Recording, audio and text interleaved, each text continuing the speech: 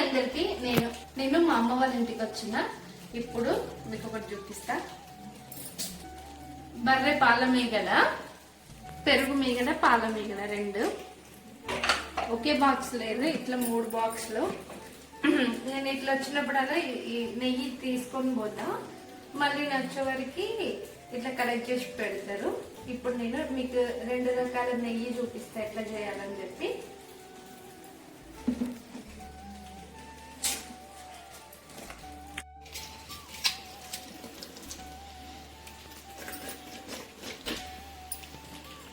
ఒకటేమో కవ్వంతో, వెనకట కవ్వంతో ఎట్లా చేసుకునేది అది చూపిస్తాను.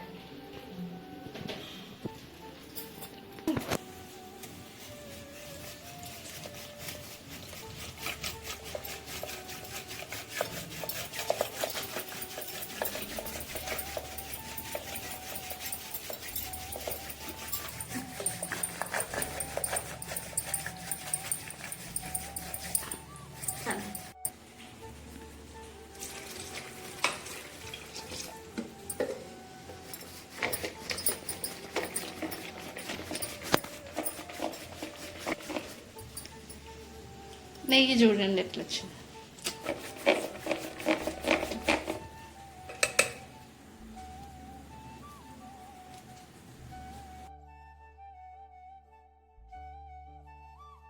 సెకండ్ మెథడ్ చూపిస్తానండి. మిక్సీ ఉంది కదా, మిక్సీ జార్లో వేసుకుని మిక్సీ పట్టుకోవాలి.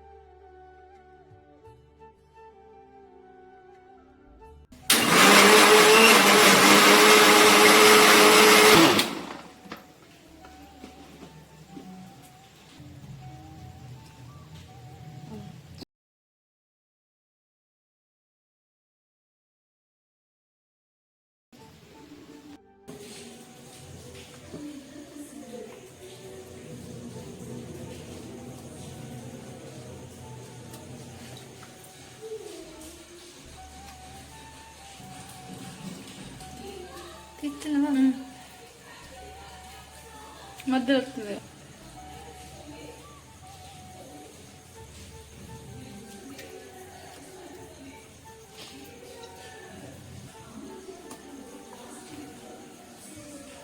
ఈ వచ్చిన వెన్నెని నీళ్ళల్లో కడుక్కొని మనం నెయ్యిలా కరిగించుకోవాలి. గ్యాస్ మీద పెట్టుకొని మంచిగా సిమ్లా ఒక మందపాటి గిన్నె వేసుకొని కరిగించుకోవాలి. ఇక ఆల్రెడీ సైడ్లకి మెల్ట్ అవుతుంది, పొంగొస్తుంది. మిగిలినది ఉంది కదా, వెన్న వచ్చినాక మిగిలింది, దీన్ని చల్లలాగా చేసుకుని తాగొచ్చు. లేకపోతే బర్లకు కుడిది వస్తాం కదా, ఆ కుడిదిలో కూడా కలిపి పెట్టచ్చు. చెట్లకు కూడా పోసుకోవచ్చు. మేమైతే ఇప్పుడు చెట్లకు పోతున్నాం. ఎట్లా వచ్చేస్తుంది, కలుపుకుంటూ ఉండాలి మధ్యలో మధ్యలో. ఇది కరిగినాక ఇదంతా అయింది కదా, గిన్నెలు చూపిస్తుంది. జిడ్డు చూడు, ఇదంతా జిడ్డు ఎట్లా పోవాలి. గిన్నెలు చింపి ఇది వంటకుండా చూడు.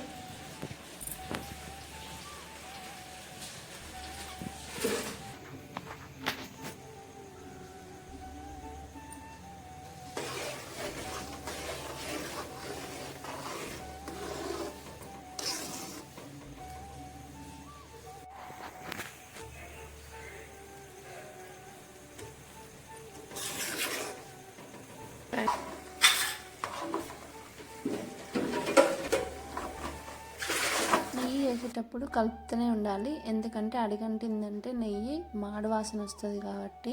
నెయ్యి మంచి కలర్లోకి వచ్చినప్పుడు బంద్ చేసుకొని చల్లారిన తర్వాత ఒక గాజు సీసాలోకి పోసి పెట్టుకుంటే మనకి ఎన్ని రోజులైనా నిల్వ